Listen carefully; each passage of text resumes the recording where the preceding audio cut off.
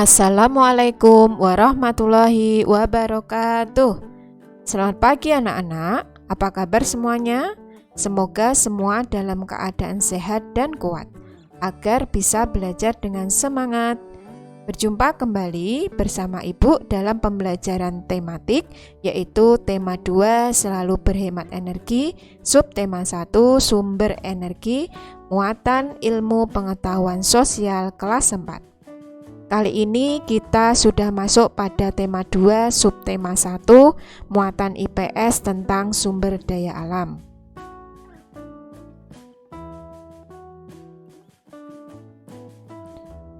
Baiklah, untuk materi pembelajaran IPS pada pembelajaran 1 muatan IPS KD 3.1 dan KD 4.1. Pemanfaatan jagung dalam kehidupan sehari-hari. Nah, perlu kalian ketahui bahwa tanaman jagung adalah salah satu sumber daya alam. Nah, tanaman jagung banyak dimanfaatkan oleh penduduk Indonesia sebagai bahan pangan. Nah, tanaman jagung termasuk sumber daya alam yang dapat diperbarui. Jagung mempunyai banyak manfaat, misalnya sebagai bahan makanan. Kemudian jagung dimanfaatkan sebagai makanan pokok pengganti nasi. Jagung juga dimanfaatkan sebagai bahan kerajinan. Tahukah kamu apa yang dimaksud dengan sumber daya alam? Nah, tanaman jagung tadi adalah salah satu sumber daya alam. Nah, sumber daya alam adalah kekayaan alam yang terdapat di bumi dan digunakan untuk kesejahteraan hidup manusia. Nah, berdasarkan sifatnya, sumber daya alam dibedakan menjadi 2, yaitu sumber daya alam yang dapat diperbarui dan sumber daya alam yang tidak dapat diperbarui. Sumber daya alam yang dapat diperbarui yaitu sumber daya alam yang dapat diusahakan lagi. Contohnya adalah tumbuhan, hewan, udara, air, dan tanah. Sedangkan sumber daya alam yang tidak dapat diperbarui yaitu sumber daya alam yang jika habis sudah tidak dapat diperbarui lagi atau untuk mendapatkannya kembali diperlukan waktu hingga jutaan tahun. Contohnya adalah bahan-bahan tambang, termasuk minyak bumi, gas alam, batu bara, tembaga, emas, dan perak. Berikutnya adalah pembelajaran 5, masih dengan muatan IPS KD 3.1 dan 4.1. Sumber daya alam berdasarkan kondisi alam di Indonesia. Yang pertama, sumber daya alam tersebar di seluruh Indonesia. Yang kedua, sumber daya alam setiap pulau tidak selalu sama, yaitu berbeda. Nah, berikut beberapa wilayah yang memiliki sumber daya alam. Contohnya adalah Sumatera, kemudian Jawa. Nah, di Sumatera, di sini banyak pegunungan, kemudian sumber daya alam lainnya adalah budidaya kopi, lada, coklat, tembakau, karet, dan kelapa sawit. Kemudian di Sumatera sendiri kaya akan hasil tambang seperti minyak bumi, batu bara, dan timah. Minyak bumi dan batu bara juga dimanfaatkan untuk bahan bakar. Kemudian wilayah Jawa ini memiliki pegunungan, kemudian dataran tinggi, dataran rendah, dan pantai. Nah, di daerah pegunungan, dataran tinggi untuk sumber daya alamnya berupa teh, kopi, dan mina.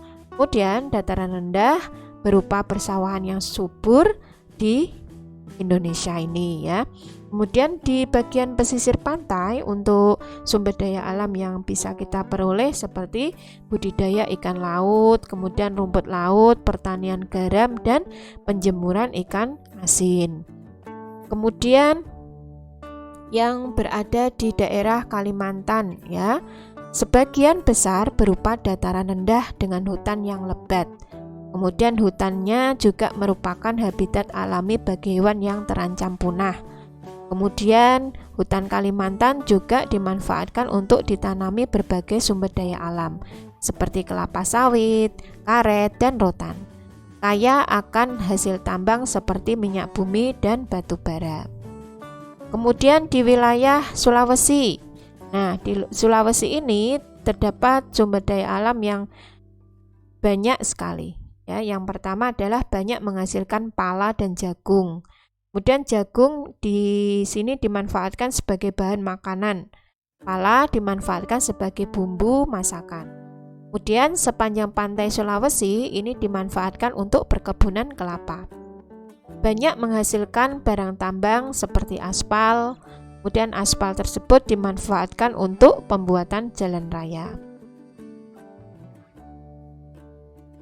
Nah, untuk di daerah Papua, nah sebagian besar wilayahnya ini berupa hutan konversi dan hutan lindung. Kemudian penghasil sagu, ya, sagu ini merupakan salah satu sumber daya alam Papua. Sagu dimanfaatkan manusia sebagai makanan pokok. Yang ketiga, menghasilkan rempah-rempah yang disukai di pasar internasional. Yang keempat, hasil tambang sangat beragam seperti tembaga, emas, dan logam. Emas untuk bahan baku pembuatan mata uang dan perhiasan. Contohnya adalah anting, cincin, kalung, dan gelang. Nah, berikutnya potensi sumber daya alam lautan Indonesia.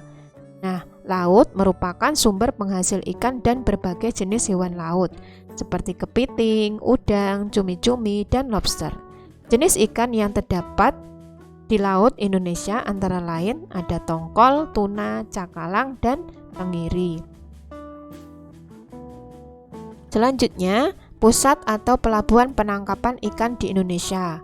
Yang pertama ada di Kepulauan Riau, yang kedua Tegal dan Cilacap, terdapat di Jawa Tengah, kemudian Muncar yaitu Jawa Timur, yang keempat Nusa Tenggara Timur atau NTT, yang kelima Sulawesi Tengah, yang keenam Sulawesi Selatan.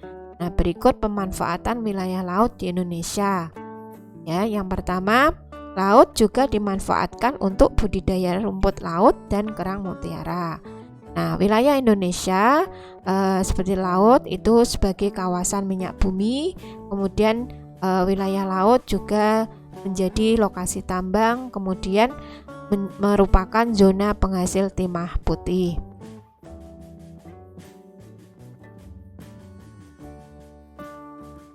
Ya, berikut untuk tugas kalian nanti, silakan dikerjakan tugas berikut ya untuk anak-anak di rumah. Demikian tadi yang perlu Ibu sampaikan. Terima kasih banyak, mudah-mudahan bermanfaat untuk anak-anak. Ya, ini Ibu sampaikan makan pagi dengan ikan. Ikannya rasanya asin. Terima kasih Ibu ucapkan, sudah seksama mendengarkan. Wassalamualaikum warahmatullahi wabarakatuh.